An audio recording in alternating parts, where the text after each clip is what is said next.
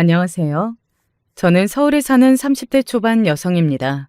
엄마와 아빠, 그리고 여동생, 이렇게 네 식구가 함께 살고 있어요.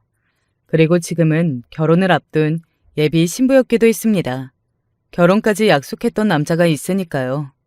좋은 생각만 하고 행복해야 할 예비 신부가 왜 이곳에 사연을 보내게 되었는지 많은 분이 궁금해 하실 겁니다.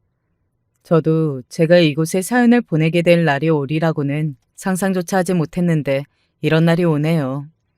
남들이 보기에는 뭐 그런 걸로 결혼할지 말지까지 고민하냐고 할 수도 있겠지만 저는 나름 굉장한 갈림길에 서 있거든요. 여러분이 제 사연을 끝까지 들어주시고 제가 어떻게 하면 좋을지 많은 의견을 남겨주시길 바랍니다. 그러면 제가 왜 이런 고민을 하게 되었는지에 대한 사연을 지금부터 이야기해 드릴게요. 저에게는 심각한 문제니까 잘 듣고 진지하게 함께 고민해 주셨으면 좋겠습니다. 저와 남자친구는 우연히 만났어요. 어느 날 카페에 앉아 있는 저에게 첫눈에 반한 남자친구가 저에게 말을 걸었습니다. 자랑은 아니지만 저는 외모가 뛰어난 편에 속했기 때문에 그런 일이 자주 있었던 던지라 처음에는 남자친구가 연락처를 물어오는 걸 거절했었거든요. 그런데 그러고 나서 얼마 후에 다시 우연히 만나게 되었어요. 제가 늘 다니던 카페 주변에 회사에 다니던 사람이더라고요. 목에 걸린 사원증을 보고 알 수 있었습니다. 두 번째 우연이 반복되니 저도 혹시 인연이 아닌가 하는 생각이 들었던 것 같아요.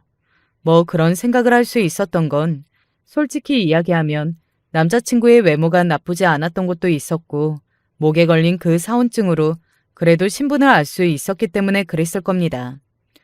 저렇게 좋은 회사에 다니는데 그래도 이상한 사람은 아니겠지. 뭐 그런 생각이 들지 않았다면 그건 거짓말일 테니까요. 그렇게 만나게 된 남자친구는 제 생각보다 훨씬 더 좋은 사람이었어요. 왜 그런 말 들어보신 적 있으신가요? 정말 결혼을 생각하게 되거나 결혼할 사람은 몇 번 만나보지 않고도 알 수 있다고 말이죠. 제 남자친구가 저에게 그랬습니다. 결혼하지 않으면 모를까 하게 되면 이런 사람이랑 해야 하는 거구나 하는 생각을 남자친구를 만나면서 늘 했던 것 같아요. 그만큼 남자친구는 다정하고 배려심이 있는 사람이었습니다. 무엇보다 저를 참 많이 좋아해줬고 말이죠. 저는 원래 참 남자복이 없는 사람이라고 늘 그렇게 생각하며 살았었거든요. 외모 때문에 이상한 사람들이 많이 꼬이는 축에 속했고 외모만 보고 사랑한다고 했던 사람들과 끝이 좋지 않았고 말이죠. 그래서 저에겐 늘 매너 있는 남자친구에게 더 끌렸는지도 모릅니다. 결혼할래? 그래서 남자친구의 그 멋없는 청혼이 더 마음에 와닿았고 더 기뻤는지도 몰라요. 물론 단번에 승낙했고 말이죠. 저는 원래 그런 걸 길게 고민하는 사람이 아니거든요. 좋으면 좋고 싫으면 싫은 거지 말이죠. 제일 먼저 우리 집에 인사를 갔습니다.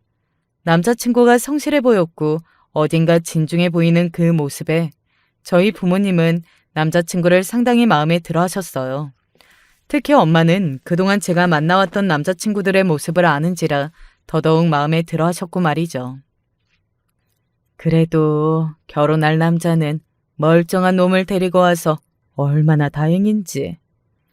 그러게 나도 내심 걱정했었는데.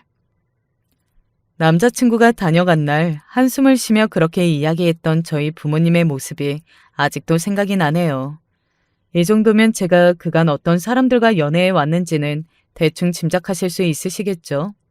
아무튼 그렇게 성공적으로 저희 집에 인사를 마치고 남자친구의 집에 인사하러 가기 전날이었습니다. 남자친구가 이런 이야기를 하더라고요. 형이랑 형수님도 아마 계실 것 같아. 다 같이 뵈면 좋지. 그런데 자기 표정이 왜 그래? 남자친구가 어딘가 곤란해하는 듯한 표정이더라고요. 형이랑 형수님을 같이 만난다고 말하며 지을 표정은 아니어서 제가 고개를 갸웃했습니다. 우리 형수님이 조금 유난이시거든? 형수님이? 어떤 식으로? 그냥 약간 본인 잘난 부분을 잘 알고 있고 또 그걸로 살짝 남들을 무시하는 것 같을 때가 있어. 대충 어떤 사람인지는 알겠더군요. 명문대를 나와서 좋은 직장을 다니고 있다고요. 집안도 좋고 말이죠. 그래서 본인 프라이드가 세서 주변 사람들이 기분 나쁠 말을 아무렇지 않게 하곤 하는데 너무 기분 나쁘게 듣지는 말라고요. 뭐, 그래도 처음 보는 사람인데 별일 있겠어? 그런가? 괜한 걱정인가? 그리고 내가 조심할 테니까 너무 걱정하지 마. 그때는 몰랐습니다. 조심할 수 있는 일이 있고 아닌 일이 있다는 것을 말이죠. 누군가 작정하고 시비를 걸어온다면 내가 아무리 조심해도 소용이 없다는 사실을 말입니다. 그런 걸 피할 재간은 그 누구에게도 있지 않을 겁니다. 첫인상부터 범상치 않았어요. 안녕하세요. 이혜지라고 합니다. 아, 예. 안녕하세요. 예비 시어른들과 인사를 하고 뒤에 서 있는 예비 손윗 동생인 남편의 현수님에게 고개를 꾸벅 숙여 인사를 했습니다.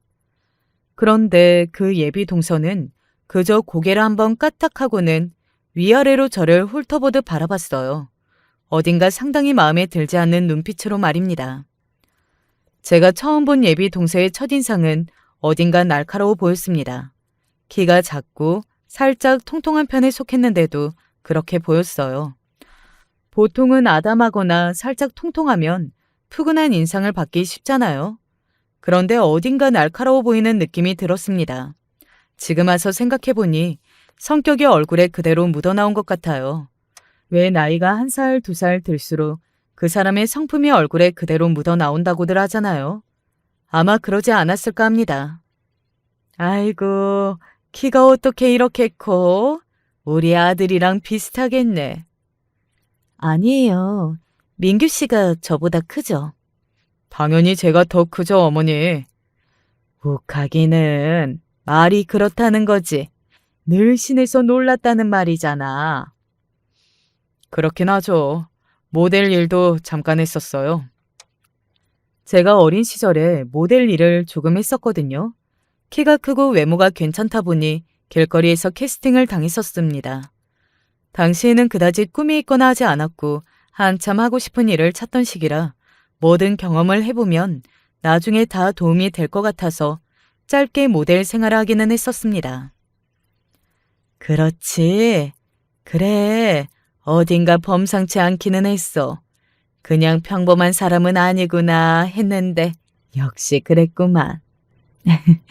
어릴 때 잠깐 했던 거예요. 다들 웃고 그냥 지나갔어요. 그리고 저도 이제는 하지 않는 일이니 편하게 이야기한 것도 있고 말이죠. 그런데 슬쩍 본 예비 동생의 낯빛이 조금 전보다 어두워 있어서 신경이 쓰이기는 했던 것 같아요. 혹시 내가 뭐 실수한 게 있는 건 아닌지 계속 생각하게 되었고 말이죠. 사람을 불편하게 만드는 재주가 있는 사람들 있잖아요. 예비 동서가 딱 그런 사람이었습니다. 둘 다 훤칠해서 나중에 이세 외모 걱정은 안 해도 되겠구나. 벌써 무슨 그런 이야기를 하세요. 벌써라니? 결혼하면 금방이다. 세월 빨라. 예비 동서의 그 표정과 어딘가 저를 마음에 들지 않는 그 분위기를 풍기는 것만 제외하면 나머지 사람들과는 분위기가 아주 좋았습니다. 예비 시어머니도 예비 시아버지도 모두 다 좋으신 분들 같았어요. 그래서 이런 부모님 밑에서 자란 남자라면 믿고 결혼해도 되겠다는 어떤 확신도 얻었고 말이죠. 사온 과일을 좀 먹을까? 제가 백화점에서 과일 바구니를 사서 들고 갔었거든요. 저희 엄마가 혹시 과일을 먹게 되는 시간이 오면 엉덩이 가볍게 벌떡 일어나서 네가 깎으라는 말을 하셨던 게 기억이 나서 자리에서 벌떡 일어났습니다. 원래 그런 사람은 아닌데 남자친구가 아주 좋기는 했던 것 같아요. 점수를 따기 위해 평소답지 않는 행동들을 했던 거 보면 말이죠. 제가 깎을게요. 아이고, 손님인데 가만히 앉아 있어. 내가 할게. 아니에요. 밥도 다 차려주시고 설거지도 제가 안 했는데. 저는 그렇게 이야기하며 부엌으로 얼른 들어갔습니다. 뒤에서 예쁜 애가 엉덩이도 가볍고 성격도 좋아 보인다며 저를 칭찬하는 소리가 들려왔어요.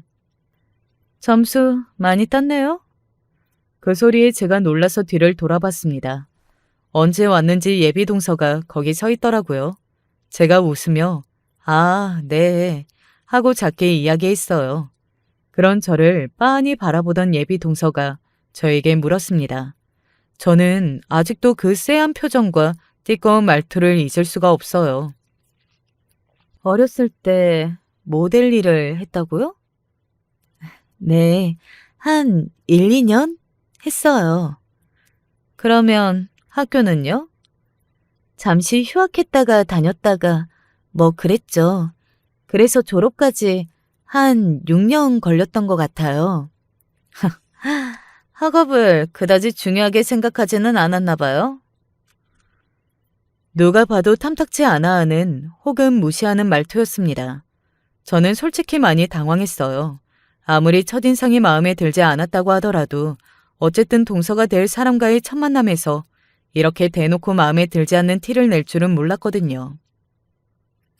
그냥 다양한 경험을 하면 좋으니까 그때는 이것저것 해보자는 생각이었던 것 같아요. 기분이 안 좋기는 했지만 저는 애써 웃으며 대답했습니다.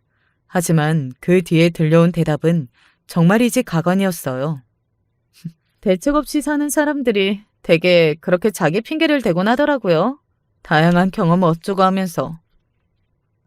네? 제가 너무 당황해서 되물었어요. 그러자 예비 동서는 눈은 하나도 웃지 않은 채 입꼬리만 씩 웃으며 마치 비웃는 듯한 얼굴로 저에게 말했습니다.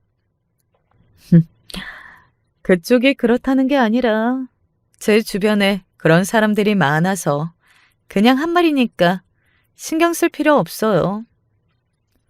누가 봐도 기분 나빠지라고 일부러 따라오기까지 해서 한 말이면서 신경 쓰지 말라더군요. 평소 같았으면 무슨 의미인지 처음 보는 사람에게 예의 없이 이게 무슨 짓인지 정말 하나하나 따져 물었을 테지만 그날은 날도 날이고 장소도 장소였던지라 하고 싶은 말을 꾹 삼켰습니다.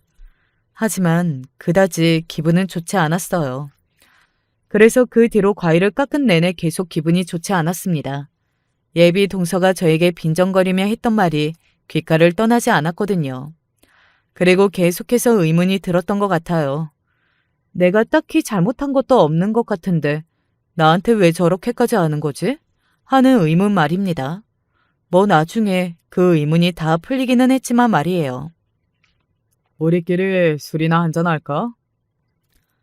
저와 자기 부인의 그 은은한 신경전을 전혀 모르는 듯 예비 아주버님이 그렇게 말했고 남자친구가 저를 바라봤습니다. 사실 거절하고 싶었지만 분위기가 그럴 수 없는 분위기였어요. 그리고 그 예비 동서도 저와 마찬가지인 듯한 얼굴이었고 말이죠. 그렇게 장소로 옮겨 네 사람이 밖에서 간단하게 술자리를 가졌습니다. 그리고 그때 제가 이곳에 사연을 보내게 된 사건이 발생했습니다. 이 결혼을 하는 게 맞는 건지 고민을 하게 되는 그 일 말이죠. 집안 식구들이 그렇게 다들 키도 크고 날씬해요? 여동생이 하나 있는데 여동생도 키가 크고 예뻐. 그리고 아버님이 진짜 크시더라. 역시 그런 건 타고나는 게 맞나 봐. 지나가듯 한 이야기였어요. 그런데 예비 동서는 그 말에 기분이 나쁘다는 듯 자기 남편에게 톡 쏘며 이야기하더군요. 키 작은 나 들으라고 하는 소리야? 그렇게 말이죠. 에이, 아니야.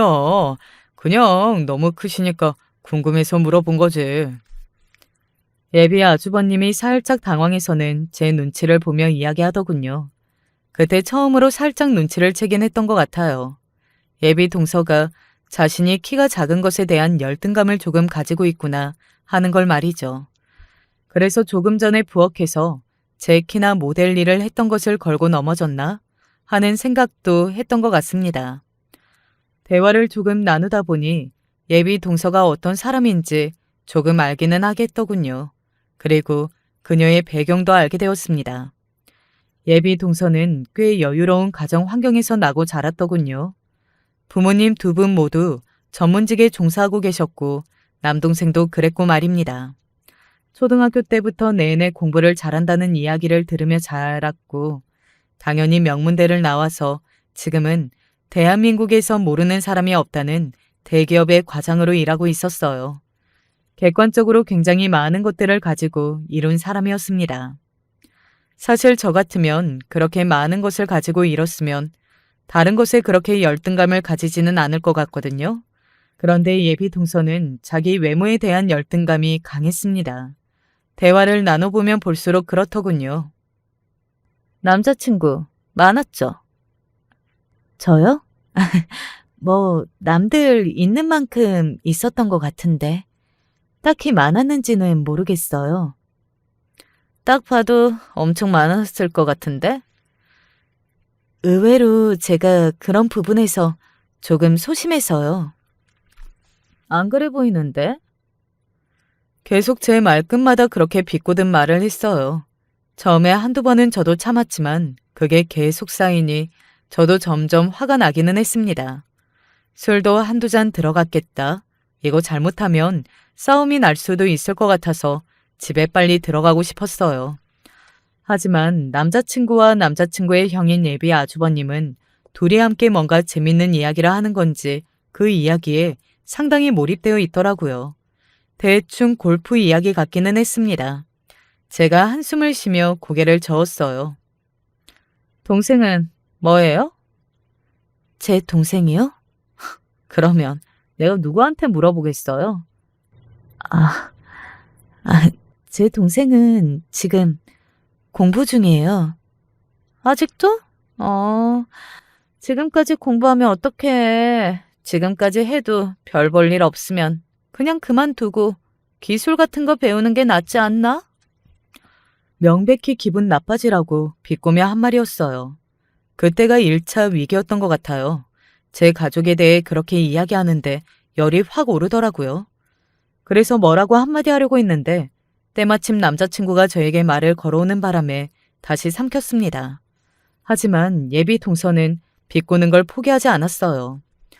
제가 화장실을 가고 나오는데 앞에 예비 동서가 서 있더라고요. 앉아있을 때나 이동할 때는 그 정도인지 몰랐는데 저와 키 차이가 조금 많이 나기는 했습니다. 왜 그렇게 천천히 지나가? 대뜸 저에게 그러더군요. 화장실에서 홀로 나가는 그 공간이 좁아서 빠르게 지나갈 수 없었습니다. 그래서 천천히 살피며 지나간 걸로 시비를 걸더라고요. 저는 처음에는 왜 그걸로 시비를 걸지 했던 것 같아요. 왜 천천히 지나가다뇨? 여기가 좁아서 그렇죠. 아니잖아. 일부러 천천히 지나간 거잖아. 지나가는 동안 나 깔보려고 일부러 그런 거 아니야? 아니, 무슨 그런 말도 안 되는 소리를 하시는 거예요? 지금도 나 깔보는 눈으로 내려다보고 있잖아. 정말 말이 안 통하더군요. 그냥 입이 쩍 벌릴 뿐이었습니다. 제가 키가 더 크니까 그냥 위에서 아래를 내려다보는 구조가 된 것뿐인데 그걸 깔보는 걸로 생각하고 말하더라고요. 그냥 하는 말이 아니라 진심으로 그렇게 생각하는 듯 보였습니다. 열등감이라는 감정이 사람을 얼마나 추하게 만들 수 있는지 새삼 깨닫게 되었던 것 같아요. 저는 더 이상 말을 섞고 싶지 않아서 그냥 대꾸하지 않고 밖으로 나왔습니다. 더 이상 그곳에 있다가는 남자친구고 뭐고 그냥 당장이라도 머리채를 잡을 것 같은 기분이 들었거든요. 저는 살면서 그런 감정은 처음 느껴본 것 같아요.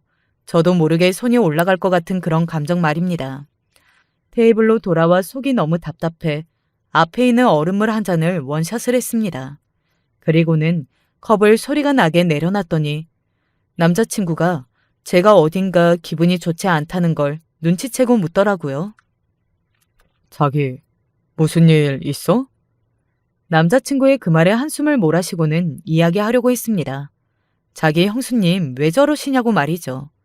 그런데 제가 미처 입을 떼기도 전에 예비 동서이자 남편의 형수님 되는 그 사람이 테이블로 성큼성큼 다가와서는 제 앞에 서더군요. 그리고는 저를 노려보며 말을 하기 시작했습니다. 그 입에서 나오는 모든 말들이 가관 그 자체였어요. 내가 너 같은 속셈을 모를 줄 알아? 다짜고짜 그렇게 소리를 치니 남편과 예비 아주버님이 굉장히 놀란 듯 예비 동서를 바라봤습니다. 사실 저희 둘 사이에 그 정도의 신경전이 있었다는 것, 그것도 이런 고성이 오갈 정도라는 것을 그때까지는 모르고 있었을 테니까 그 두 사람으로서는 갑자기 그런 일을 보고 들은 게 되는 겁니다. 놀랄 수밖에요. 당신 지금 뭐 하는 거야? 형수님, 왜 이러세요? 취하셨어요? 그리고 그 두 사람의 그런 반응에 예비 동서는 더 화가 난 듯 보였습니다. 안 취했고 그 어느 때보다 정신 말짱해요. 내가 너 같은 애 모를 줄 아냐고? 대답하라니까. 예비 동서는 자기 남편과 제 남자친구를 향해 자신이 멀쩡하다는 걸 알린 뒤 저를 향해 다시 소리를 질렀습니다. 당신 왜 이래? 그만해. 저 같은 애가 어떤 애인데요? 예비 아주버님이 말렸지만 저는 그쯤 되니 궁금하더군요. 대체 그 입에서 무슨 소리가 나올지 말입니다. 그래서 대체 나 같은 애가 어떤 애이길래 저렇게까지 화가 나나 하는 마음에 되물었던 것 같아요. 몸뚱이 하나로 남자한테 달려드는 여자들. 그 말에 저와 남자친구 그리고 예비 아주버님 모두가 놀라서 지금 무슨 소리를 하는 건지 아는 얼굴로 예비 동서를 바라봤던 것 같아요. 그런 말이 거기서 그 정도로 가감없이 나올 거라고는 그 누구도 생각하지 못했습니다. 몸뚱이 하나로 남자 꼬시고 다니니까 좋아? 어? 너같이 외모만 반반한 것들이 여자 망신 다 시키고 다니는 거야. 그거 아니야고. 여자 망신은 지금 그쪽이 시키고 있는 것 같은데요. 뭐? 말은 바로 해야지. 정말이지 기가 차더라고요. 저는 아무것도 잘못한 게 없었잖아요. 그저 제 외모만 보고 혼자 열등감을 느끼고 혼자 화가 나서 저한테 혼자 시비를 걸고 있는 건데 말이죠. 외모 하나만으로 편견에 사로잡혀서 몸뚱이 어쩌고 저쩌고 하는 게 정말이지 여자를 더 낮게 보는 행위 아니냐고요. 저 아무것도 잘못한 게 없는 것 같은데요. 저는 가만히 있었는데 혼자 화가 나신 거잖아요. 아무 잘못도 하지 않는 사람을 이렇게 자기 열등감 하나만으로 외모를 이용해서 욕하는 게 여자 망신 아니에요? 말 다 했어? 아니면 제가 대체 뭘 잘못했는데요? 그런 제 말에 순간적으로 입을 다물더군요. 본인이 생각해도 제가 잘못한 건 없는 겁니다. 설사 제가 몸뚱이로 남자친구를 꼬셨다고 한들 그게 자기가 욕할 건 아니잖아요. 이렇게 누군가에게 대놓고 비난받을 만한 일도 아니고 말이죠. 뭘 잘못했는데요? 제가? 왜 이런 대접을 받고 계속 참아야 하는데요? 죄송합니다. 당신 당장 죄송하다고 사과해. 예비 아주버님이 저를 향해 사과하고는 자기 아내를 향해 그렇게 이야기하더군요. 하지만 그녀는 저에게 사과할 생각이 하나도 없어 보였습니다. 점점 화가 나면 났지 말이죠. 부들부들 떨더니 다시 소리를 질렀습니다. 이래서 이런 것들이 문제라는 거야. 겉만 보고 또 전혀 편들어 주잖아. 그게 아니라 이건 당신이 명백히 잘못한 거잖아. 내가 뭘 잘못했는데? 제가 키가 크고 예뻐서 빈정이 상하신 거죠? 그렇게 직설적으로 말했습니다. 그 말을 들은 예비 동서가 가만히 저를 바라보더군요. 제가 이렇게까지 직설적으로 이야기할 줄은 본인도 몰랐던 건지 살짝 놀란 듯 보이기는 했어요. 그런 예비 동서에게 저는 계속해서 말을 이어갔습니다. 이판사판이었어요. 참아야 할 이유도 없었고 참고 싶지도 않았습니다. 본인 열등감을 왜 남한테 화풀이를 하세요? 뭐? 열등감? 나는 그냥 사실을 말한 건데 무슨 열등감이야? 너같이 외모 하나만 믿고 나대는 애들 싫어하는 게 어떻게 열등감이냐고. 그런 예비 동서를 보고 제가 픽 웃었습니다. 그리고는 말했어요. 제가 외모 하나만 믿고 나댄다는 거 누가 그래요? 어디서 들으셨어요? 혼자 그렇게 생각하신 거잖아요. 그럼 너 같은 게 뭐가 더 있는데? 어린 거? 저에 대해서 이야기를 제대로 듣지 않은 게 분명하더군요. 제 다른 스펙들을 알면 저런 말을 도저히 할래할 수가 없었을 테니까요. 가만히 듣고 있던 남자친구가 결국에는 나섰습니다. 이 사람 박사학위까지 받은 사람이에요. 순간 정적이 흘렀습니다. 정말 잠깐이라도 그런 생각은 하지 못했던 것 같더라고요. 제가 학벌까지 좋을 거라는 생각 말입니다. 박사요? 요즘은 돈 있으면 개나 소나 박사학위 받는다고들 하던데? 말도 안 되는 이야기를 짓거리기 시작하더라고요. 박사학위가 돈만 있으면 다 받을 수 있는 것도 아니었을 뿐더러 저는 그게 아니더라도 애초에 본인보다 학벌이 좋았습니다. 예비 동서가 어느 대학을 나왔건 제 학벌이 더 좋을 수밖에 없었어요. 설사 그렇다고 한들 제가 그쪽보다 스펙이 더 좋은 건 사실인데요. 학위 하나 가지고 무슨 스펙이 더 좋아? 저 학교 어디 나왔는지 모르시죠? 내가 이야기 안 했나? 예비 동서는 다시 입을 다물었습니다. 그리고는 뭔가 생각하는 듯 눈을 굴렸어요. 본인이 대한민국에서 가장 좋다는 대학을 나왔으니 그러고는 아까 신나게 그 사실을 몇 번이나 강조해 떠들어댔으니 제가 최소 자신과 같은 학교를 나왔을 거라는 생각은 했을 겁니다. 하지만 이건 몰랐겠죠. 저 미국에서 학교 다녔어요. 모델 생활도 미국에서 한 건데. 그걸 미처 이야기를 못했네요. 미국에서 학교를 나왔다고? 형수님, 이 사람 하버드 졸업생이에요. 박사학위도 하버드고. 그 말에 어딘가 찬물이라도 맞은 듯한 얼굴로 저를 바라보더군요. 아마 생각하지 못했을 겁니다. 예비 동서인 그녀뿐만 아니라 다른 사람들도 그런 편이었어요. 제 겉모습만 보고 제가 공부까지 잘했을 거라고는 다들 생각하지 못했습니다. 그래서 제가 어디 학교를 나왔고 공부는 얼마큼 했다고 하면 다들 놀라곤 했어요. 평생 받아오던 편견이기는 했지만 이 정도로 노골적으로 또 이 정도로 막말까지 해대는 경우는 저도 처음이긴 했습니다. 형수님께서 저를 몸뚱이 어쩌고 하면서 저를 무시할 그럴 사람은 아니라고요. 저는. 물론 세상에 그런 걸로 무시를 당해도 되는 사람이 따로 정해져 있는 건 아니지만 그런 사람에게는 그렇게 이야기를 해주는 게 훨씬 더 와닿을 것 같아서 그냥 저도 그렇게 이야기했던 것 같아요. 거짓말. 믿을 수 없다는 듯 중얼거리더라고요. 왜요? 얼굴 예쁘고 몸매 좋으면 머리가 텅텅 비어 있어야 하는데 머리까지 자기보다 꽉 차 있는 게 믿기지 않아요? 배우셨다는 분이 이렇게 세상을 폄업하게 바라보면 어떡합니까? 네? 죄송합니다. 당신 당장 사과하라니까 뭐하고 있어?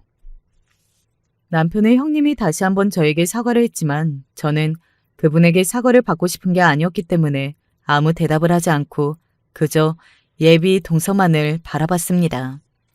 하지만 그녀는 저에게 사과를 하지 않았어요. 자존심이 도저히 굽혀지지 않는 모양이더라고요.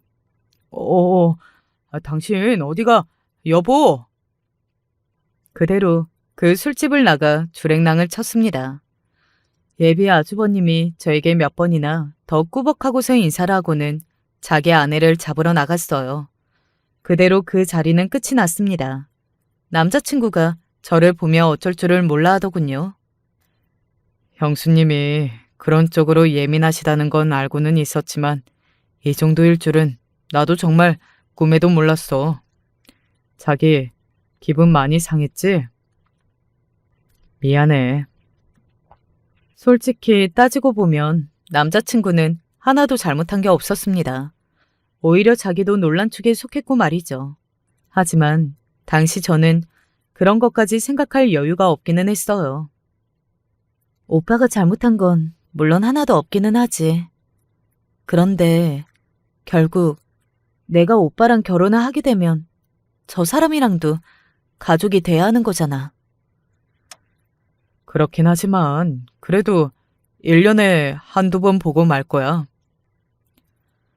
제 말이 끝이 안 좋을 거라고 생각한 건지 남자친구가 다급한 얼굴과 목소리로 제 손을 잡으면서 그렇게 이야기하더군요.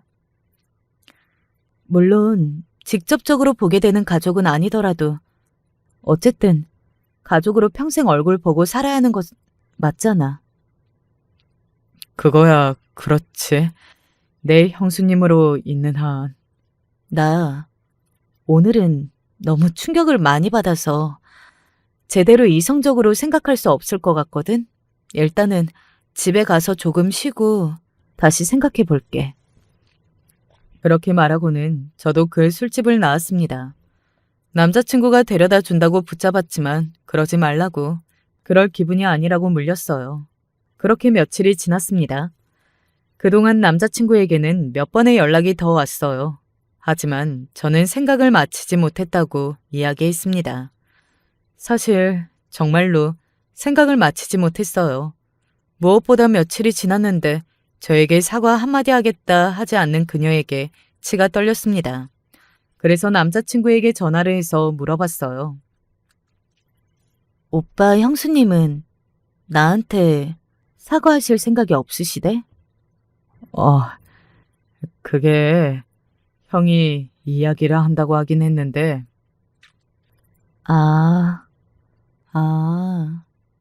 본인이 직접 나한테 사과할 생각은 없는 거구나. 남편이 설득해야 하는 거네. 그런 사과 받아서 뭐 하겠어. 나도 됐어. 엎드려 절 받아봐야 뭐 하겠어요. 그리고 그 절도 할 생각이 없는 듯 보였고 말이죠. 저는 그때쯤 처음으로 이 결혼에 대해 진지하게 다시 생각하기 시작했던 것 같습니다. 그런 사람과 동서지간으로 지낼 수는 없는 노릇이니 말이죠. 언니, 나랑 오늘 쇼핑이나 가자. 제가 하도 우울해하는 것 같으니 여동생이 그렇게 이야기하더군요. 여동생은 이미 저에게서 모든 이야기를 다 듣고 절대 그런 집이랑은 결혼하지 말라며 난리를 쳤던 후였습니다. 그런 사람이 있는 지방과는 본인도 가족으로 엮이고 싶지 않다면서 말이죠. 그렇게 여동생과 쇼핑을 나갔어요. 그런데 이게 무슨 운명의 장난인지 그곳에서 남자친구의 형수와 딱 마주친 겁니다. 예비 동서 말이죠. 그 자리에서 저도 굳고 또 상대방도 굳었어요. 여동생이 저에게 물었습니다. 누군데 그래? 제가 대답을 하지 않자 여동생 표정이 순간 굳었어요.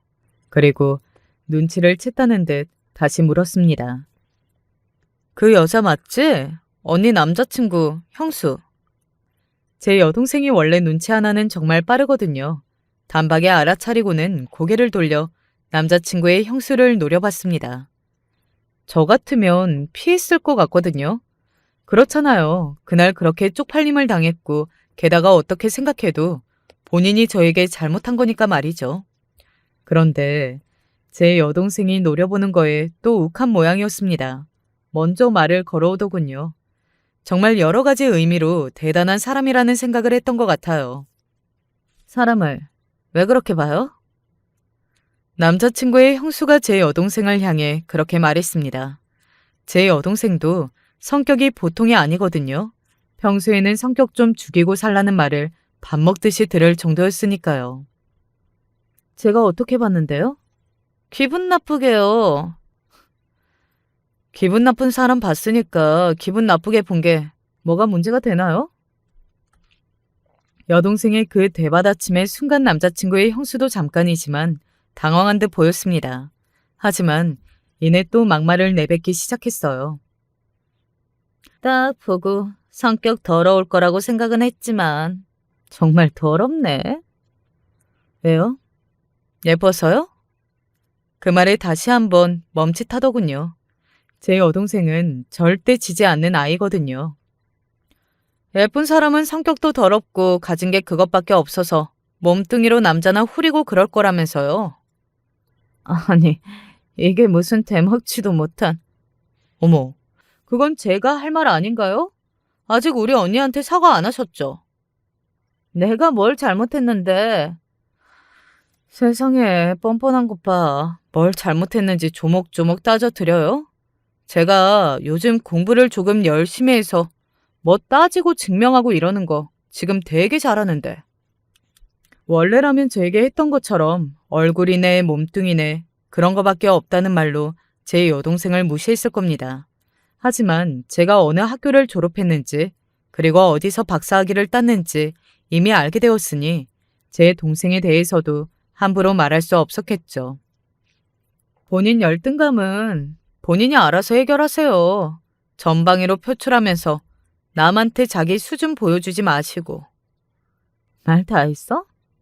뭐, 덜했으면 여기서 당신이 우리 언니한테 무슨 말을 했는지 동네방네 다 떠들어 드려요? 그러면 사람들은 더 손가락질하지 않을까요? 자기가 못 가진 거에 대한 질투에 미친 여자로? 그제야 입을 다물고서는 자리를 피하더군요. 끝까지 사과는 하지 않았습니다. 그리고 할 생각도 없어 보였고 말이죠. 나중에 생각한 건데 그 여자는 일부러 더 사과하지 않은 것 같더라고요. 저와 가족이 되기에 그녀 또한 정말 싫었던 겁니다. 자신이 사과하고 제가 제 남자친구와 결혼하게 되면 그녀 또한 저를 평생 봐야 하니까요. 아마 그게 싫어서 더더욱 버티지 않았나 싶어요. 하지만 그런 그녀도 저에게 사과를 할 수밖에 없는 상황이 오고야 말았습니다. 어머니 아버지가 아셨어. 바로 남자친구의 부모님이 이 모든 사실을 알게 되었거든요.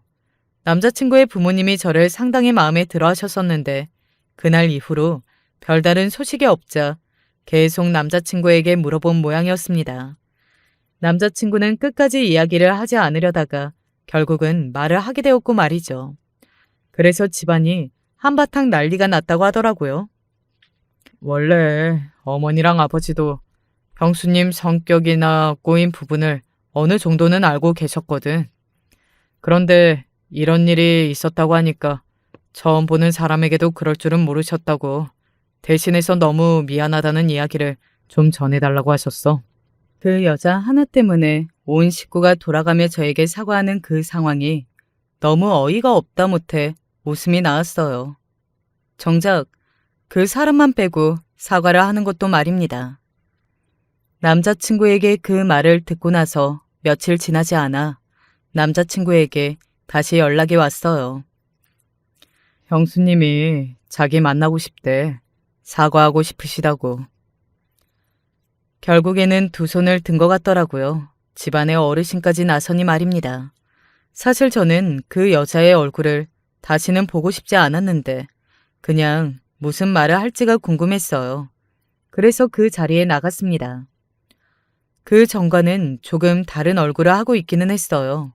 뭐라도 하나 꼬투리를 잡을 얼굴로 저를 관찰하던 얼굴이 아니기는 했습니다.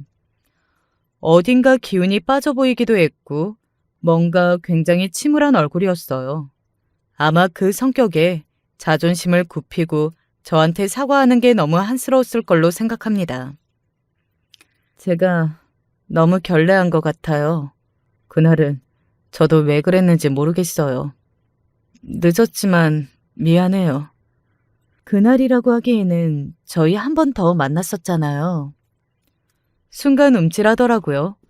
그날 백화점에서 저와 제 동생을 우연히 만난 날도 충분히 사과를 할 수 있었지만 그럴 기미도 보이지 않았었고 또 오히려 더 기분만 나쁘게 했었으니까요.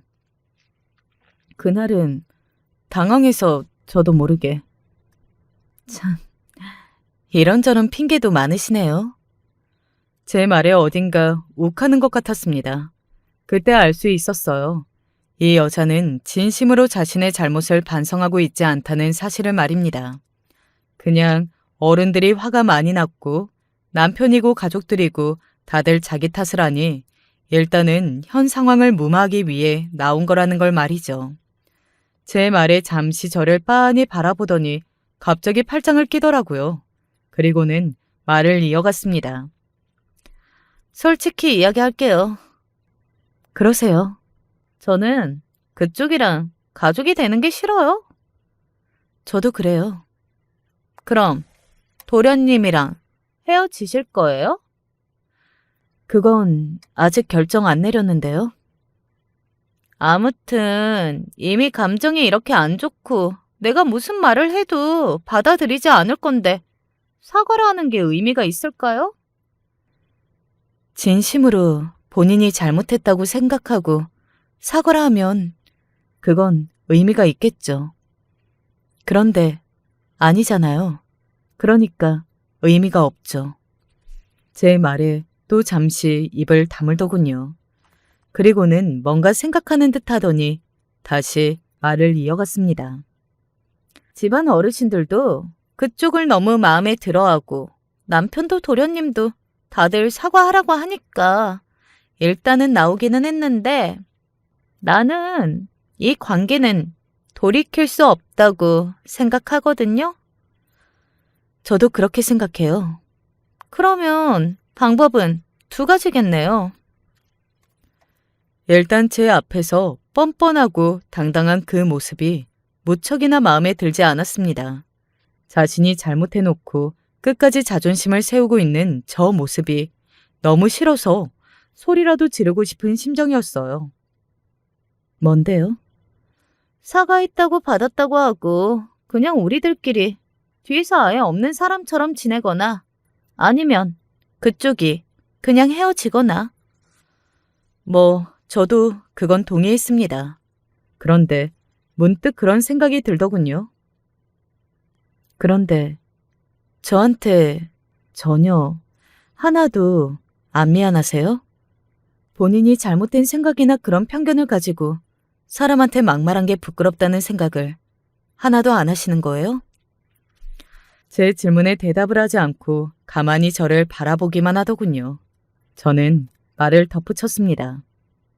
자존심 때문에 되지도 않는 억지를 부리는 건지 아니면 정말 잘못한 게 없다고 생각하는 건지 궁금해서 그래요. 알면 달라져요? 아니요. 그러면 말 안 할래요?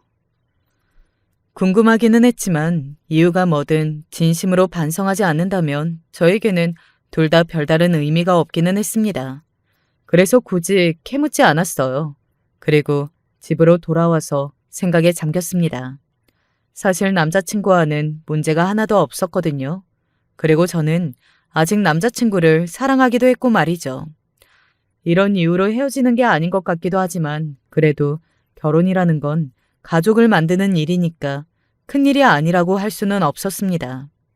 그리고 주변에 물어봐도 다들 하나같이 그건 다시 생각해 봐야 하는 일이라고들 하더라고요. 동서지간 사이 안 좋은 거 그거 생각보다 스트레스 커. 그래도 가족이라고 의견 나누거나 얼굴 봐야 할 일이 종종 있는데 그때마다 부딪히면 그거 되게 짜증나. 맞아. 게다가 이렇게 첫 만남부터 꼬여버린 거면 충분히 고민할 만한 일이지.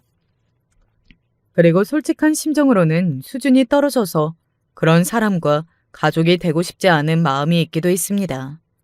그런 생각을 하는 것도 모자라 누군가에게 그런 말을 서슴없이 할 정도로 천박한 사람과 한 가족이 되고 싶지 않은 마음도 컸거든요. 그런데 그 사람은 너랑 만약에 가족이 되면 너 볼 때마다 스트레스 받기는 하겠다. 왜? 외모에 열등감이 엄청난 사람 같은데 너 볼 때마다 열등감 느끼고 괴로워할 거 아니야. 게다가 자기가 잘난 게 하나라도 있으면 그걸로 위안 받을 텐데. 그래서 너한테 텅텅 비내라고 했던 거고. 그런데 학벌이고 뭐고 다 자기가 못하다는 걸 알았으니 위안 삼을 것도 없고. 그 이야기를 듣고 잠시 그냥 확 결혼해버릴까 하는 생각을 하지 않은 건 아니었습니다.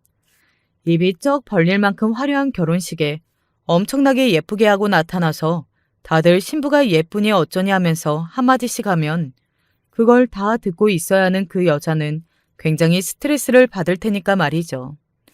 하지만 그런 복수심으로 결정을 할 게 아니잖아요, 결혼은. 아무튼 한창 그렇게 고민을 하고 있을 때 남자친구를 한번 만났습니다. 형수가 사과는 했어? 사과는 뭐 하셨어? 그다지 진심이 느껴지지는 않았지만. 사실 제가 이렇게 이야기한다고 해서 남자친구가 자신의 형수에게 뭔가 더 할 수는 없었을 겁니다. 사과를 하긴 했으니까요. 득달같이 달려가서 뭐 진심으로 사과를 하라는 둥, 반성을 하고 있냐는 둥, 그런 소리를 할 수는 없잖아요. 그래도 형수인데. 자기가 원하면 평생 안 보고 사는 방법도 있어. 뭐 말은 그렇게 했지만 막상 결혼해서 살다 보면 그게 쉬운 일은 아닐 거라는 건 그 누구보다 제가 더 잘 알고 있습니다. 가족의 연이라는 게 쉽게 끊어지는 것도 아니고 말이죠. 결국은 얼굴을 봐야 할 날이 올 거고 말입니다. 저는 저를 설득하는 남자친구에게 확실한 확답을 주지 않았습니다. 저 스스로도 아직 결정을 내리지 않았는데 뭐라고 이야기할 수 있는 게 없었어요. 제가 오늘 이곳에 사연을 보내게 된 이유를 이쯤 되면 들으시는 분들은 아실 수 있을 겁니다. 많은 분들에게 제가 어떻게 하면 좋을지 의견을 묻고 싶은 마음에 이렇게 사연을 보내게 되었어요. 동서와 사이가 좋지 않아서 얼굴을 보지 않고 남처럼 살다시피 하는 분들이 생각보다 많은 것 같더라고요. 하지만 그런 경우는 보통 형제지간도 사이가 그다지 좋지는 않거나 가족들 간의 모임이 많지 않거나 그런 경우가 대부분이지 않나요? 저희 남자친구는 형과도 상당히 사이가 좋은 편에 속했고 또 가족들끼리도 사이가 돈독하거든요.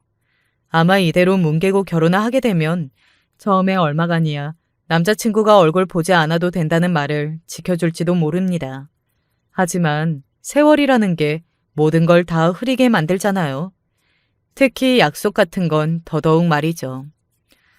저는 사람의 본성은 절대 바뀌지 않는다고 생각하거든요. 저에게 그런 열등감을 가지게 된 근원 자체를 바꿀 수 없다고 생각해요.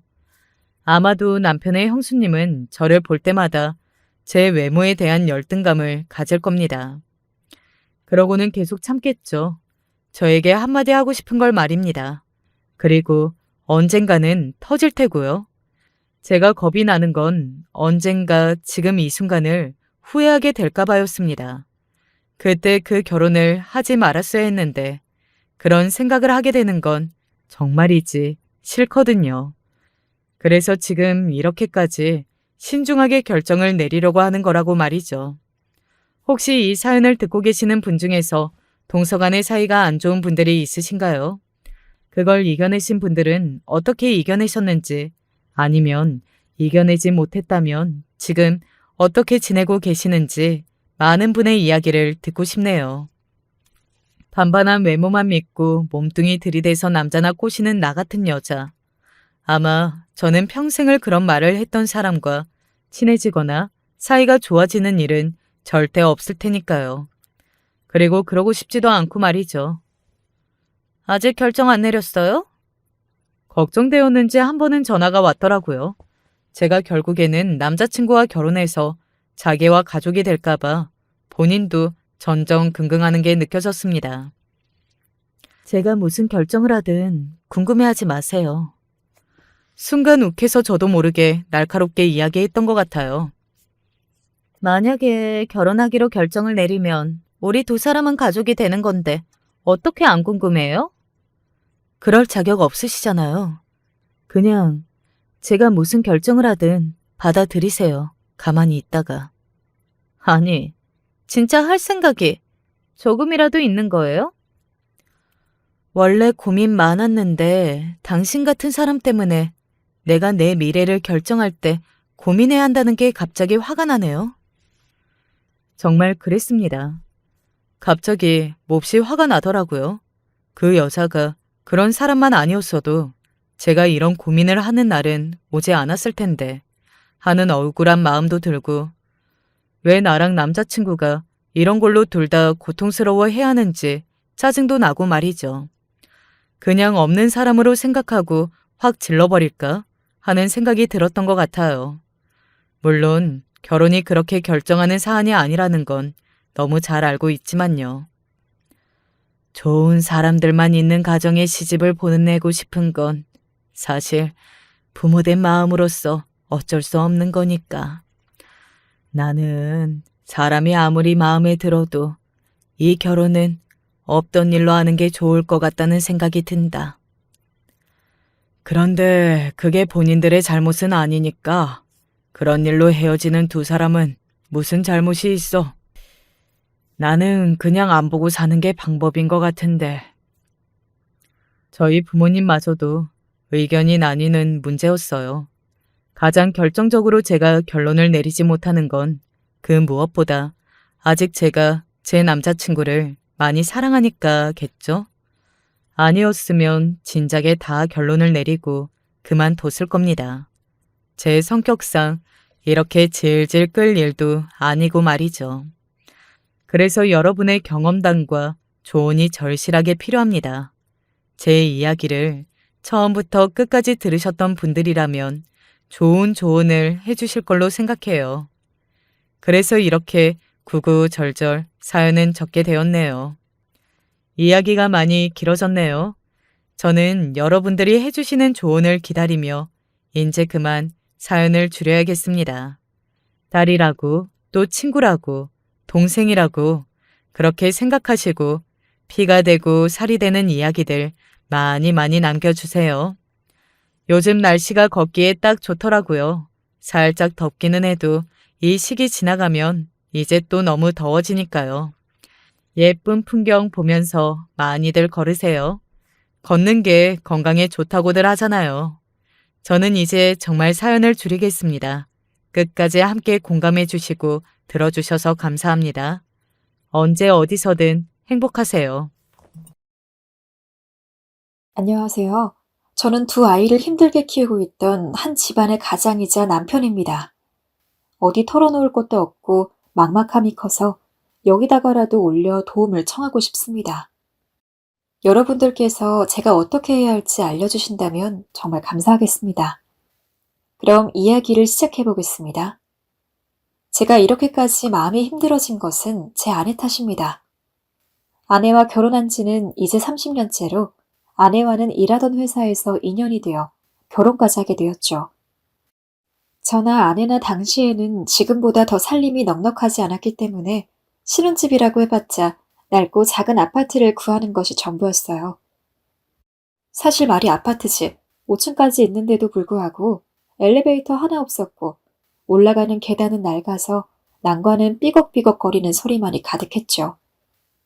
지어진 지 25년이 훌쩍 넘은 아파트라고 하니까 괜히 싼 게 아니더라고요. 하지만 그렇게 저렴하고 작은 집일지라도 저에게는 무척이나 소중한 터전이었습니다. 그곳에서 결혼 생활을 이어가는 내내 단 한 번도 이사를 가지 않고 두 아이를 키우는 곳이니까요. 저희 가족의 온 인생이 담겼다고 해도 과언이 아닌 곳입니다. 입지가 그리 좋은 곳은 아니었던지라 편의시설도 많지 않았고 어디 나가려고 하면 무조건 대중교통을 이용하거나 자차를 타야 했던지라 여러모로 번거로운 감이 없잖아 있었지만 그런 아파트임에도 불구하고 유일하게 좋은 점이 하나 있었습니다. 바로 주변 주민들과 돈독한 관계를 쌓을 수 있다는 점이었습니다. 요즘 세워지는 다른 아파트들이야 바로 옆집 사는 사람들이라고 하더라도 인사도 안 하고 경비원들한테 갑질하고 그런다지만 저희 가족이 살던 아파트는 예전 시골처럼 이웃 간의 정도 있고 아랫집 윗집 할 것 없이 맛있는 거 있으면 먼저 갖다 주고 모임도 자주 하면서 행복하게 잘 지냈거든요. 비록 낡고 후미진 아파트였을지언정 거기 사는 사람들끼리는 언제나 좋은 관계를 유지했습니다. 각자 집에 숟가락, 젓가락이 몇 개가 있는지까지 다 아는 사이였죠. 물론 그 중에서도 유독 더 친했던 가족은 있었어요. 바로 철원의 가족이었죠. 아내가 철호 엄마와 같은 미용실을 다니게 되면서 친해졌는데 그 덕분에 저 역시도 철원의 가족과 더 깊은 관계가 될 수 있었어요. 마침 또 철호는 저희 아이들과 비슷한 또래였기 때문에 다 같이 어울려서 놀이터에 가기도 하고 저희 가족이 여행을 갈 때 철원의 가족과 함께 가는 등 아파트에서 만난 이웃 주민이었지만 나중에 가서는 거의 친구와도 같은 관계로 지냈습니다. 여보, 어떡하면 좋아? 그런 저에게 어느 날 갑자기 아내가 전해다 준 소식은 충격적일 수밖에 없었습니다. 늘 밝은 얼굴로 저희처럼 어려운 형편에서 아이들 키우느라 온갖 고생을 다한 철호 엄마가 암에 걸렸다는 이야기였죠. 심지어 초기도 아니고 이미 암세포 전이가 많이 진행된 상황이었기 때문에 어딜 가서 무슨 치료를 한다고 해도 죽을 수밖에 없다고 했습니다. 저와 같은 성별인 철호 아빠랑 많은 이야기를 했다지만 철호 아빠뿐만 아니라 원체 그 가족들이랑 많이 부대끼며 살다 보니 철호 엄마와도 꽤 친분을 쌓은 상황이었습니다. 그래서 저 역시 철호 엄마가 얼마나 힘들게 살아왔는지 잘 알 수 있었고 그 때문에 철호 엄마가 암에 걸렸다는 이야기가 무척이나 안쓰러울 수밖에 없었습니다. 정말 하늘도 무심하시지. 어떻게 그렇게 고생만 한 사람을 데려갈 생각을 할 수 있었을까요? 오래 살아야 1년이라는 말에 저와 아내는 시간이 되는 대로 철호네를 찾아가서 철호 엄마와 찾아가서 함께 시간을 보내고 맛있는 것도 먹고 하며 최대한 철호 엄마가 이 세상에 오래 남아있기를 바랬습니다. 그러나 안타깝게도 철호 엄마는 정말 의사가 얘기하는 대로 딱 1년 만에 세상을 떠났죠. 장례식장은 정말로 침통한 분위기였습니다. 언제나 꼭 자신의 아내였던 철호 엄마와 같이 허허 웃는 얼굴을 가지고 있던 철호 아빠가 그렇게 일그러진 낯으로 우는 것은 처음 보았습니다. 그 모습을 보고 있자니 저까지 눈물이 날 뻔했죠. 철호네 가족은 앞서 말한 것처럼 시작은 그저 이웃 주민이라고 할지라도 점점 저희 가족에게 뗄래야 뗄 수 없는 친구가 되었던 만큼 저나 아내나 한참 동안 허한 마음으로 지냈던 것 같습니다. 철호 엄마가 건강할 때는 아이들만 미리 재워놓고 가족끼리 근처 호프집에서 만나서 술 한 잔씩 기울이는 것도 일주일에 3번은 넘었고 특히 저는 철호 아빠랑 아내는 철호 엄마랑 따로 만나서 사람 사는 시시콜콜한 이야기부터 가족에게는 말하기 힘든 고민거리까지 온갖 대화를 나눴던 사이였기 때문에 그 빈자리는 더욱 이루 말할 수 없었죠. 아이고, 철호 엄마. 어떻게 나랑 철호만 두고 갈 수 있어. 여전히 환하게 웃고 있는 철호 엄마 영정사진과 그 앞에 엎드려서 서럽게 우는 철호 아빠. 그리고 철호 아빠 옷자락을 부여잡고 퉁퉁 부은 눈을 하고 있는 철호를 보니까 참 인생이 허망하다는 생각이 들더라고요. 아무리 좋은 일을 많이 해도, 아무리 밝게 살아도, 아무리 건강한 것 같아도 사랑 가는 건 한순간이었습니다. 그 모습을 보고 있자니 저도 마누라한테 잘해야겠다는 다짐을 했고 철호 엄마의 장례식 이후 최대한 아내가 원하는 것들은 다 들어주도록 하기 위해 노력을 했습니다. 그렇게 시간이 흘렀어요. 초반에는 뭐만 해도 철호 엄마가 생각나서 가끔 먹먹한 기분으로 하늘을 올려다보곤 했는데 제가 하던 사업은 점점 어려워지고 지나면 지날수록 먹고 사는 게 힘들어지다 보니까 참 미안한 이야기지만 자연스레 철호네 가족은 제 머릿속에서 사라지게 되었습니다. 정말로 그날 먹을 걸 살 돈이 없어서 굶은 적도 있을 정도였으니 친하게 지내던 이웃 가족이 생각나기는 힘들 수밖에 없죠. 그나마 불행 중 다행이라면 아이들은 다 시집 장가 가서 자기 삶을 살고 있었기에 저와 아내 입에만 풀칠하면 된다는 게 유일한 위안이었죠. 하지만 기본적인 생활비조차도 지금 사업만으로는 이어가기가 힘들어서 저는 고민하다가 대리운전까지 뛰게 되었습니다. 하지만 대리운전도 그렇게 녹록지만은 않았죠. 알다시피 코로나 방역 단계가 올라가면서 밖에서 술을 마시는 사람들이 엄청 줄어들었잖아요. 일반적으로 대리운전은 술을 마신 사람들이 이용하는 건데 그런 사람들 자체가 없다 보니까 대리운전으로 얻는 수입도 적을 수밖에 없었죠. 하루 왼종일 대리운전 콜을 기다리면서 밖에서 나를 지새워도 하루에 5만 원이나 벌면 많이 버는 정도였습니다. 그러나 아이러니하게도 그 5만 원조차 소중했기 때문에 저는 매일같이 밖을 나와서 아침이 뜰 때쯤 집에 들어가는 것이 일상이 되었죠. 그날도 어느 때와 마찬가지로 한 콜이라도 더 받기 위해 밖에 나와 있었습니다. 하지만 무슨 일인지 다른 때보다도 대리운전을 찾는 사람들이 없었고 날도 너무 추웠던지라 그래, 오늘 하루 쉰다고 얼마나 달라지겠어. 라고 생각을 하며 집에 일찍 들어갔는데 이상하게 와이프가 안 보이더라고요. 약속이라도 있나 보다 싶어서 저는 대충 씻은 다음에 잠에 들었고 몇 시간쯤 자고 일어나서 비척비척 거실로 나가니 와이프가 있었습니다. 당신 날도 추운데 어디 갔다 왔어? 어제 은미 엄마 소개로 김밥집에서 일하게 돼가지고 오늘부터 주방일 돕기로 해서 나갔다 왔어. 그 말의 순간 왜 그렇게 화가 났는지 모르겠습니다. 제가 돈만 제대로 벌어왔어도 집안일을 하던 아내가 굳이 김밥집에서 일을 할 필요는 없었는데 제 무능함이 드러난 것만 같았죠. 그래서 지금 생각하면 참 미안하게도 아내에게 고래고래 소리를 질렀습니다. 당신이 김밥집에서 일을 왜 해? 그래 집안일이나 하면 될 것이지. 돈은 내가 알아서 벌어와. 당장 일 그만둬. 아니, 무슨 화를 그리네. 돈이 부족하니 나도 돕겠다는 거잖아. 됐다고. 내가 번다고 당장 그만둬. 제가 하도 성화를 부리니 아내는 결국 제 말에 따라서 하루 나갔던 김밥집 주방 일을 그만두었습니다. 이후로는 비록 금전적으로 힘들지만 삶은 지속되었습니다. 저는 평일 내내 하던 대리운전을 주말로 옮기고 평일에는 사업을 좀 돌보면서 일용직 노가다를 뛰게 되었죠. 하지만 일용직조차도 많이 없어서 그렇게 큰 돈을 벌지는 못했으므로 근근에 벌어먹는 게 전부였어요. 그러다가 정말 오랜만에 사무실에 나가서 평소보다 더 많은 일을 하고 돌아오는 길이었어요.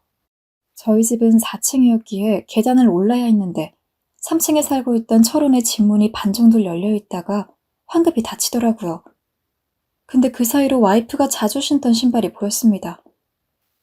형이 엄마, 거기 있어? 아내가 워낙 특이한 신발을 신고 다니기도 하고 매일 나갈 때 신는 신발이 고정적이었던지라 아내 신발이라고 확신할 수밖에 없던 저는 닫힌 문을 두드렸습니다. 가끔 아내가 철원의 집에 가는 일이 있었기 때문에 이번에도 무슨 일 때문에 잠시 들린 거라고 생각을 했죠. 하지만 문이 닫히자마자 거의 곧바로 불렀는데도 불구하고 조금 시간 텀을 가지다가 나온 아내는 어쩐지 다급한 느낌이었죠. 당신 일찍 왔네? 오늘은 일이 생각보다 일찍 끝나서.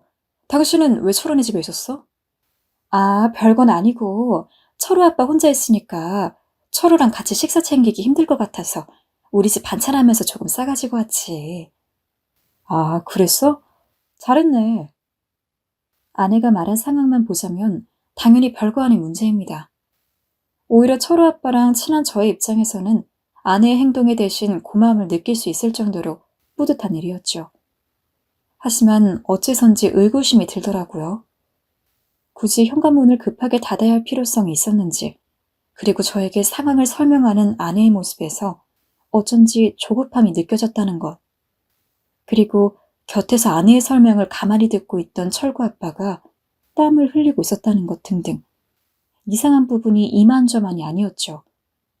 그냥 단순히 저의 기우라고 넘기기에도 영 석연치가 않았습니다. 제가 원래 의심이 많은 성격이기도 했지만 아마 그 모습을 저와 똑같은 시점에서 목격하셨다면 아마 다른 분들도 왜 저렇게 행동했지? 하는 의문 정도는 분명히 가지셨을 거라고 장담합니다. 그리고 며칠 후 한 가지 더 의심 가는 일이 발생했습니다. 그날은 철호 아빠와 함께 오랜만에 술을 먹었습니다. 원래는 종종 둘이서만 술 먹는 시간을 갖곤 했는데 사는 게 바빠서 오랜만에 갖게 된 술자리였죠.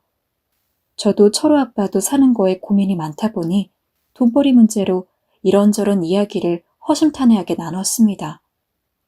철호 아빠 이야기를 들어보니 철호 아빠 역시 힘든 상황을 겪고 있었습니다.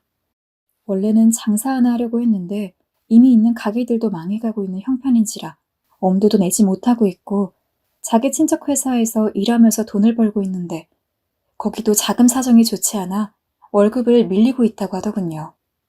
안타까운 마음에 저는 저 역시 벌이가 나쁘다면서 힘내라는 말을 하며 술을 한 잔 따라주었습니다.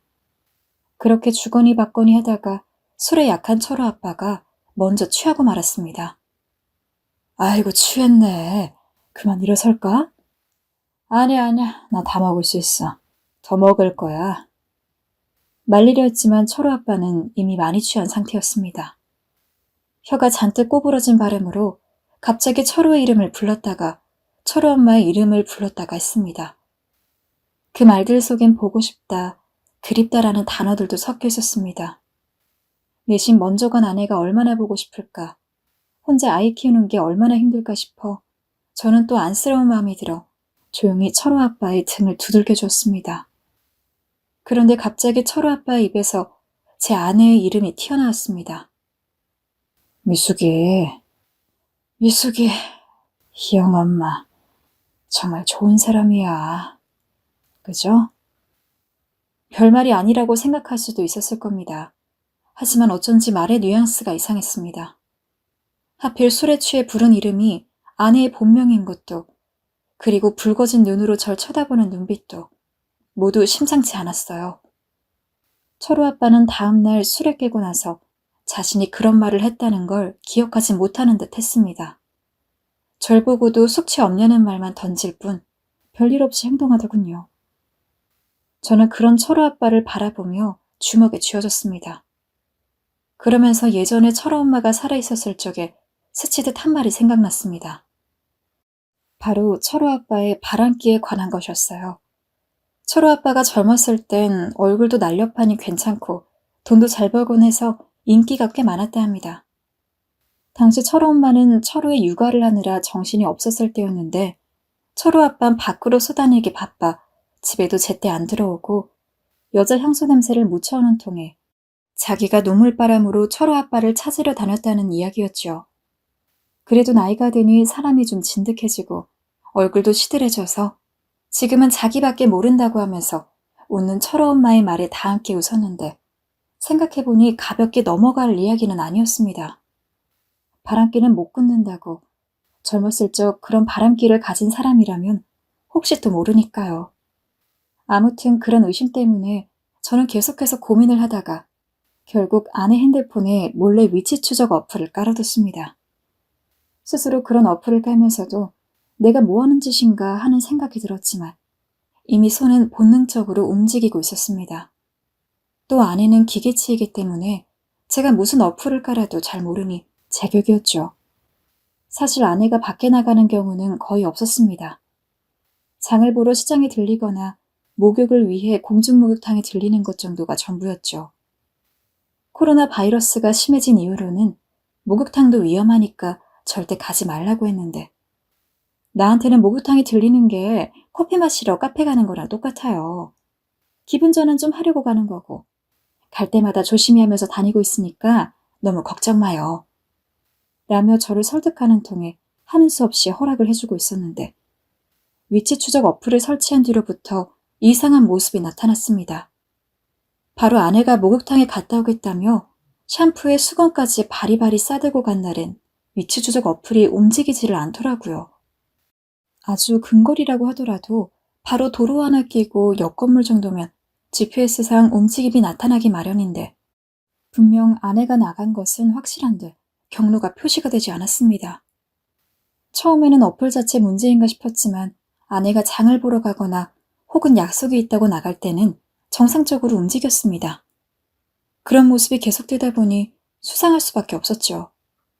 게다가 저는 아직도 그때 아내가 철호 앞반에 들어갔을 때 열려있던 현관문이 제가 계단을 올라오는 소리에 따라 황급히 닫혔던 것을 아직 잊지 않고 있었으니까요. 그래서 어느 날은 작정을 하고 아내가 목욕탕에 간다고 했을 때 배웅을 하겠답시고 현관까지 나왔습니다. 아내가 나가고 문을 닫는 척하면서 미처 다 잠기기 전에 다시 슬쩍 연 뒤 고개를 내밀고 아래층의 동향을 살폈습니다.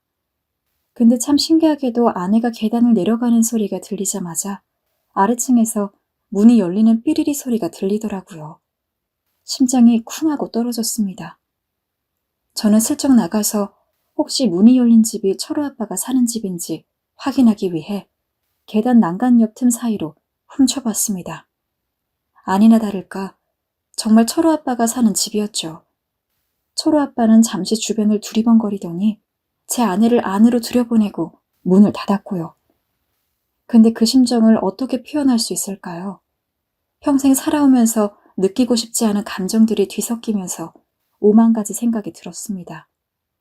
당장 내려가서 철호 아빠네 문을 두드리며 아내 보고 나오라고 소리를 지를까도 생각을 해봤지만 그래도 아직까지는 아내를 믿고 싶었고 목욕탕을 갈 때 철호 아빠네 들린다는 것을 제외하면 마땅한 외도 증거가 나오지 않았기 때문에 더 지켜봐야겠다는 판단도 들더라고요. 아마 믿고 싶었던 마음이 강했던 것 같습니다. 아내는 보통 목욕탕에 다녀온다고 하고 나가면 1시간 정도 뒤에 오기 때문에 저는 최대한 마음을 다스리며 아내가 오기까지를 기다렸습니다. 그리고 약 1시간 뒤 아내가 칼같이 귀가를 했죠. 잘 씻고 왔어?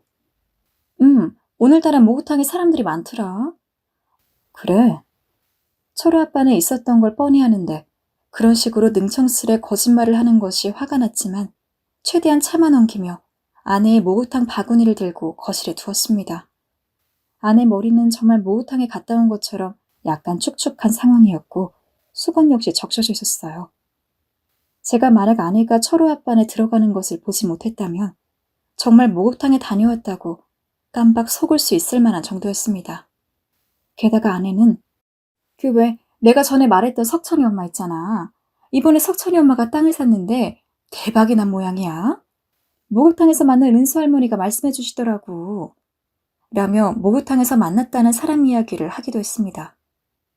처음 몇 번은 아내가 너무 천연덕스러워서 저는 제 눈으로 철호 아빠네 집에 들어가는 것을 목욕했음에도 불구하고 혹시 무슨 사정이 있어서 잠깐 들렀다가 목욕탕에 가는 것은 아닐까 하는 희망을 품기도 했지만 이후 몇 번을 더 확인해 봤을 때도 아내의 GPS는 전혀 움직이지 않았죠. 그런 상황이 계속되니 저는 이제 인정이란 걸 하게 되었습니다. 내 아내는 지금 날 두고 바람을 피고 있다는 걸요. 처음 그걸 인정했을 땐 너무나 가슴이 답답하고 괴로워 일을 하고 나간다고 하고 하루 종일 내내 한강변에 앉아 소주를 들이켰습니다. 안주 없이 술술 들어가는 알코올에 취해 고래고래 소리를 질렀고 아내를 저주하는 말도 했습니다.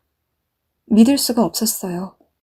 아내가 절 두고 그런 짓을 했다는 사실이 함께 살부비고 산 세월이 얼마인데 어쩜 인간의 탈을 쓰고 그런 짓을 한 건지 정말 어떤 양심의 가책도 느끼지 않은 건지 불륜을 일으키는 아내와 남편들 이야기가 드라마에 숱하게 나오긴 했지만 그건 동떨어진 세계의 일이라 믿곤 했습니다.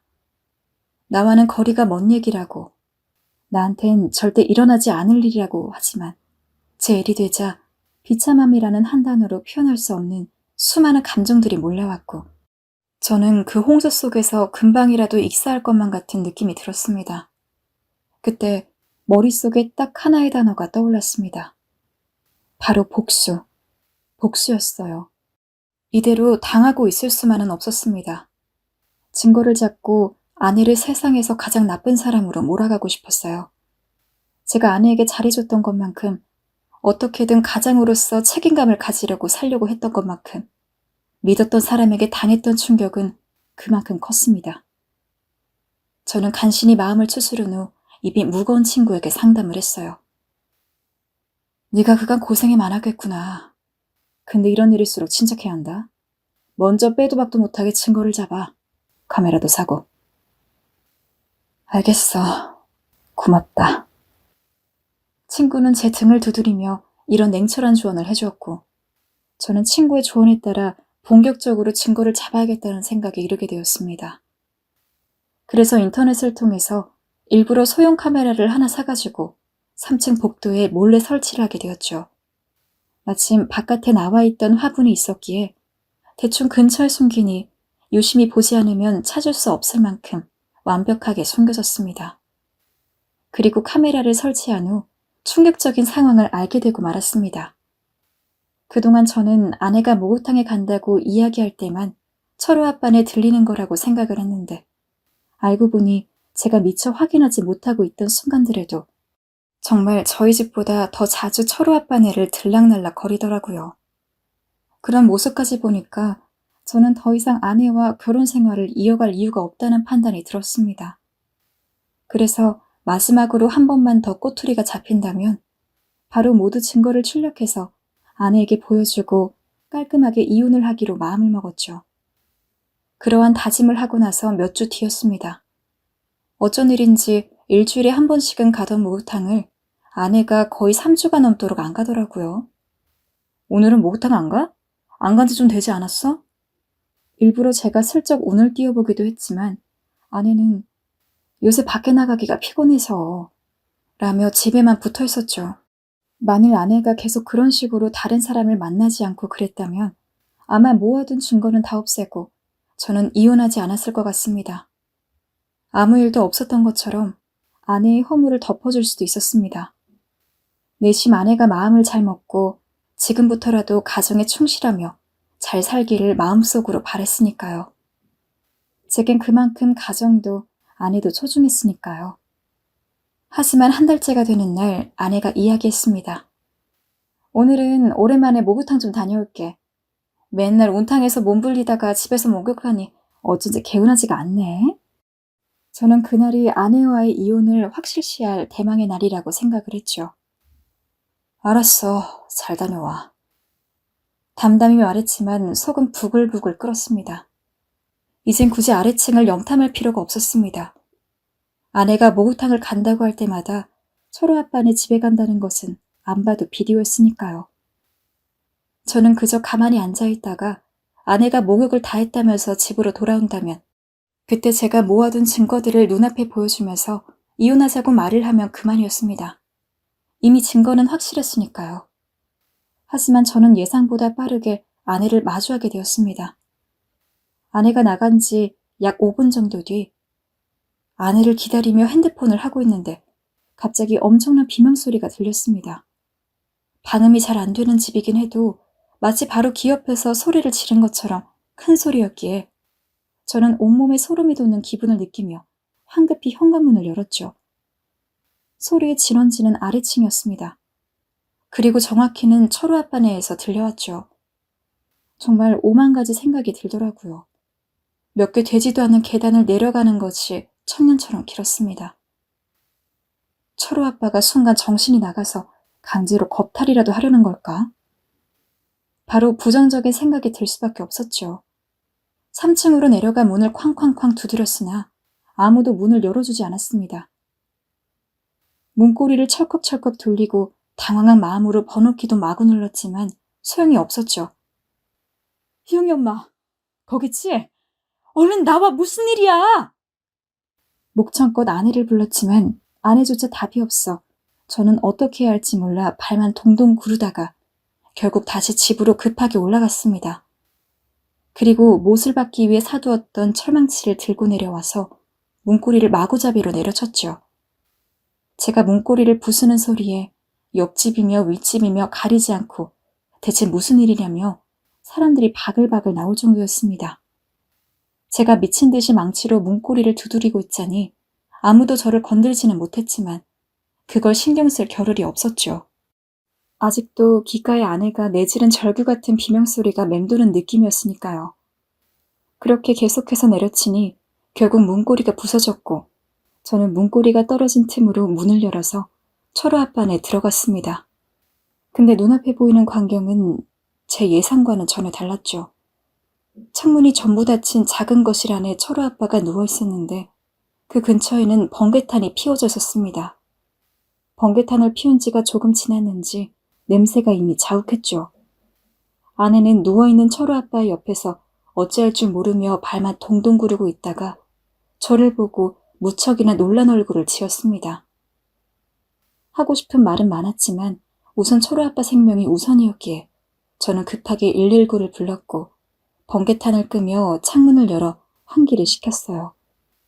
다행히 소방서가 멀지 않아서 빠르게 119가 도착했고 구급대원들이 철호 아빠를 들것에 실어 날랐습니다. 사건이 점점 진정될 기미를 보이자 웅성웅성하던 사람들도 다시 자기 집으로 들어갔고 덕분에 주변이 생각보다 빠르게 고요해졌습니다. 당신, 얼른 집으로 와. 딱 한층 차이지만 전 일부러 아내를 두고 먼저 4층으로 올라가 집에 들어갔습니다. 얼마 지나지 않아 아내도 저를 따라 들어왔죠. 쭈뼛쭈뼛한 모습이 딱 봐도 뭔가 캥기는 게 있어 보이는 모습으로요. 당신 목욕탕 간다며? 목욕탕 간다는 사람이 왜 거기 있어? 아니, 그게 아니라... 예상했지만 아내는 제대로 말을 하지 못하더라고요. 그래서 봉투에 모아두었던 증거 사진들을 아내 눈앞에 뿌렸습니다. 이래도 그냥 아니라고만 말할 거냐면서요. 사진 몇 장을 주워서 본 아내는 바닥에 널브러진 사진 앞에 무릎을 꿇고 빌었습니다. 여보, 절대 바람핀 거 아니야. 그냥 철호 오빠 죽고 나서 철호 오빠가 너무 외로워해가지고 가끔 반찬 좀 챙겨주고 찾아가서 말동무 해준 게 전부야. 그거 말고는 전혀 아무 일도 없었어. 말 안 한 건 미안해. 내가 잘못했어. 가끔 찾아가서 말동무라고? 당신 목욕탕 갈 때뿐만 아니라 평소에 나 없을 때도 자주 들렀던 거 다 알아. 제대로 얘기해. 정말이야. 정말 아무 일 없었어. 그러면 목욕탕 간다고 나가서 철호 아빠네 있다가 올 때마다 머리 젖어 있었던 건 어떻게 설명할 건데? 그거는 그냥 내가 애초에 목욕탕 간다고 하고 나온 거기 때문에 아무런 흔적도 없으면 당신이 오해할까봐 일부러 머리에 물만 적시고 온 거야. 왜 그럼 솔직하게 말하지 않은 거야? 내가 뭐라고 할까봐? 내가 이해할 거 알았잖아. 몰랐어. 당신이 오해하는 게 싫었어. 정말이야. 그래서 거짓말했어. 내가 사건을 키운 것 같아. 미안해. 하지만 정말 바람핀 거 아니야. 저는 아니라고 계속 말하는 아내의 말에 더 화가 나 이젠 이성의 끈을 놓고 마구잡이로 쏘아댔습니다. 뻔뻔하게 아니라고 말하는 아내의 모습이 너무도 역겨웠습니다. 어떻게 인간이 그럴 수 있어? 당신 철호 엄마랑 친구 아니었어? 어떻게 친구였던 사람이 죽었는데 그 남편이랑 바람이 날 수 있어? 당신이 사람이야? 이게 사람으로서 할 짓이야? 당신은 나만 버린 게 아니야. 우리 희영이도 생각하지 않은 거고 철호 엄마도 배신한 거라고. 아무리 내가 남편으로 못 믿었다 해도 나한테 이혼을 요구할 일이지. 어떻게 바람을 펴서 그 많은 사람들을 등지고 사니? 나는 죽었다 깨어나도 그 짓거린 못할 것 같은데. 참 신기할 지경이다. 그리고 막말로 내가 당신한테 뭘 잘못했어? 돈 벌려고 아등바등 고생하고 비구라리만치 살았을 뿐인데. 그것도 당신이랑 희영이 먹여 살리려고 한 것뿐인데 뭘 그리 잘못했다고 나한테 이런 짓까지 해서 사람의 등에 칼을 꽂아? 그럼에도 불구하고 아내는 절대로 바람핀 건 아니라고 꿋꿋이 주장을 했습니다. 모든 게 오해라고, 당신이 잘못 생각하고 있는 거라고, 당신의 요즘 고민도 많고 힘들어 보여서 괜히 이런 말을 해 보태고 싶지 않았다고요. 말 같지도 않은 말들이었습니다. 하지만 자꾸 그런 말이 반복되니 정말 오해인가 하는 생각이 들더라고요. 혹시나 내가 뭘 놓치고 있나 하는 생각이요. 아내와 저의 입씨름은 계속되었습니다. 희영이가 학교에서 돌아올 때까지요. 엄마, 아빠, 싸워? 밖에서 큰 소리 들리던데.